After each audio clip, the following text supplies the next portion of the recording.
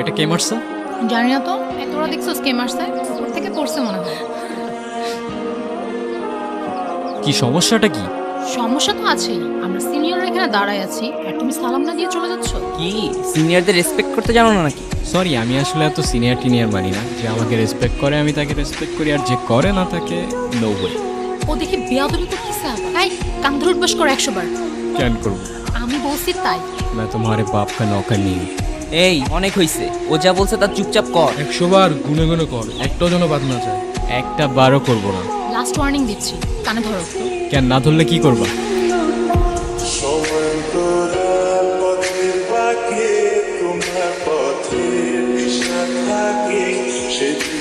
ওই প্রফেসর আসতেছে, পালা পালা। আমারে কান ধরে উঠবোস কর। চিনে না তো? ও যদি ঘাটতে রয় আমি ঘাটতের আর দাদু। এই দাঁড়াও। তুমি আবার আসছো? আরে আমার ব্যাগ তোমার কাছে। তাই তো বলি, এত হালকা হালকা লাগতেছে কেন? ব্যাগও খালি, ব্যাগের মালিকের মাথাও খালি। এত বেশি কথা বলো কেন? জুনিয়র আছে, জুনিয়রের মতো থাকো।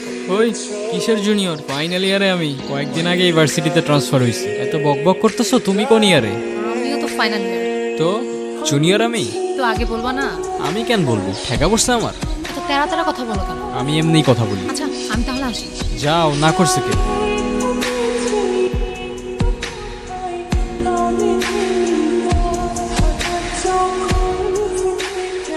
এই কি অবস্থা? এই তো ভালো। কোথায় যাচ্ছ? ভার্সিটি। আর কই যাব? আরে যে লাভ নেই, আজকে কোনো ক্লাস হবে না। তার থেকে বেটার চল তোমাকে সবার সাথে পরিচয় করে দিই। কি রে, ওরে কোত্থেকে ধরে আনছিস? ও আমাদের জুনিয়র না, সেম ইয়ার। সিনিয়র মানে? মানে ক্রেডিট ট্রান্সফার করে আমাদের ভার্সিটিতে আসছে। আচ্ছা যাই হোক, চল আমরা ট্রুথ অর ডেয়ার খেলি। এইখানে ট্রুথ অর ডেয়ার? হ্যাঁ আমি খেলবো না ভাই, তোরা খেল। চল আমরাও ক্লাসে যাই। মানে অন্য সময় কখনো ক্লাস করে না, আজকে ওদের সবার ক্লাস করতে হবে। আচ্ছা চল আমরাই শুরু করি। স্টার্ট করি। ট্রুথ। তুমি লাস্ট কবে কান্না করছিলে? কাল রাতে। আচ্ছা নেক্সট।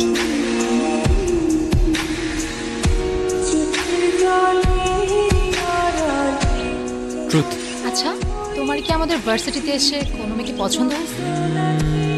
না। ট্রুথ। তোমার ডেয়ারটা হচ্ছে তুমি তোমার মাকে ফোন দিবা আর বলবা, মা আমি তোমাকে খুব ভালো। কি হলো বুঝলাম না। তুই থাক, আমি আসতেছি। কি হলো আসলা যে? এমনি ভাল লাগতেছিল না আমার। মন খারাপ তোমার? না। তাহলে কাঁদতেছো যে? কই কাঁদতেছি? আমি কি বাচ্চা নাকি যে কাঁদবো? আচ্ছা চলো তোমাকে তাহলে আমার একটা সিক্রেট জানাই।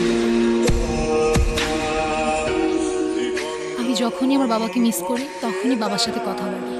ওই যে ওইখানটায় থাকে আমার বাবা।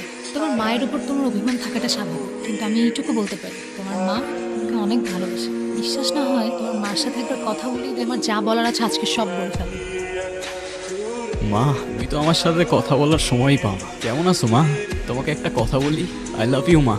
আর অনেক বেশি মিস করি মা। ওই দেখো তোমার মাও তোমার সাথে আছে আর আমি।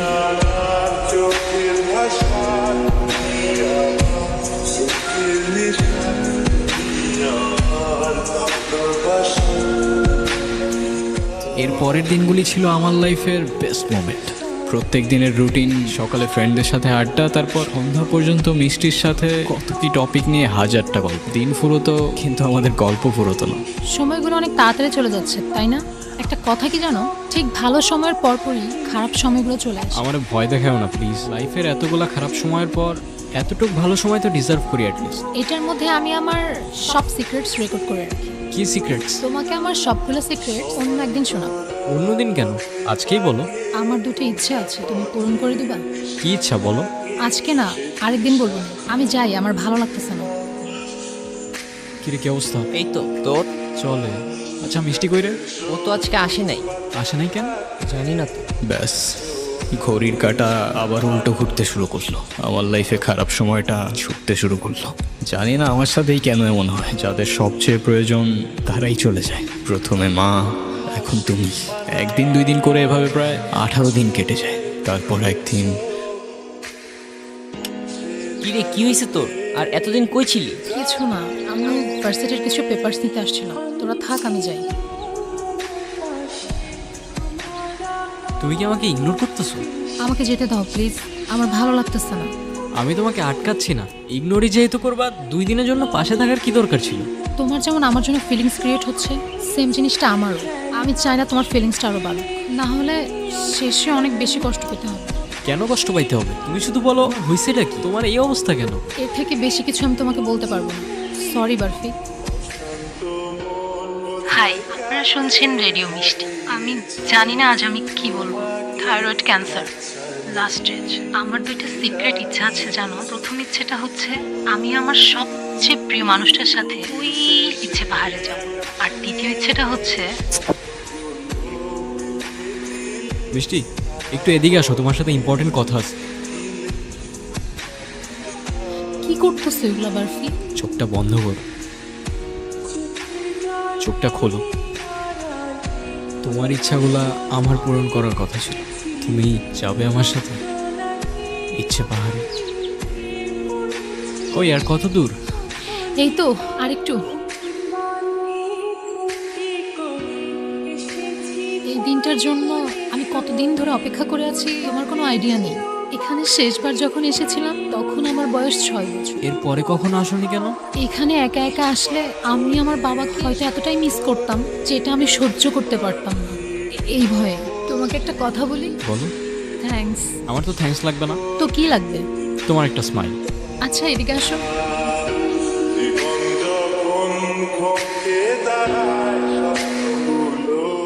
আচ্ছা বারফি, তুমি তো আমার প্রথম ইচ্ছেটা পূরণ করবে, দ্বিতীয় ইচ্ছেটা পূরণ করবে না? আরে আর বইলো না, যেই দ্বিতীয় ইচ্ছাটা শুনতে যাব ব্যাটারি শেষ। তুমি বলো, এখনই বলো তোমার দ্বিতীয় ইচ্ছা, আমি এখনই পূরণ করে দিচ্ছি।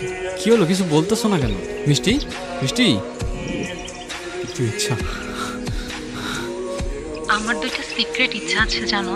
প্রথম ইচ্ছেটা হচ্ছে আমি আমার সবচেয়ে প্রিয় মানুষটার সাথে ওই ইচ্ছে পাহাড়ে যাব। আর দ্বিতীয় ইচ্ছেটা হচ্ছে আমার শেষ নিঃশ্বাসটা যেন ওই পাহাড়েই হয়। জানো, আমার বাবা আমার জন্য সেই পাহাড়ে উঠতে গিয়ে হার্ট অ্যাটাক করে। এরপর থেকে আমি কখনো সেখানে একা যাওয়ার সাহস করতে পারিনি। অনেকবার চেষ্টা করেছি, পারিনি। আমার এই শেষ ইচ্ছেটা যদি পূরণ হয় না, আমি আমার বাবার সাথে সারা জীবন এখানেই থেকে যাব। কষ্ট পেও না, তোমাকেও দেখছি আমি দূর থেকে। নথি কখনো বদলানো যায় না রে। নিজেকে আর কত দোষারোপ করবি? প্রতিটা বছর এই দিনে তুই এইখানে আসিস, কি লাভ? আমারে বল। ট্রেন ছাড়ার সময় চলে এসেছে, চলে আসিস, ওয়েট করতেছি। তোমার ইচ্ছে তো পূরণ হয়ে গেল, কিন্তু আমি আবারও একাই রয়ে গেলাম। তুমি আর মা হয়তো দুজনেই আছো, কিন্তু অনেক দূরে। I miss you. আমি আসবো প্রত্যেকটা বছর তোমার ইচ্ছে পাহাড়ে।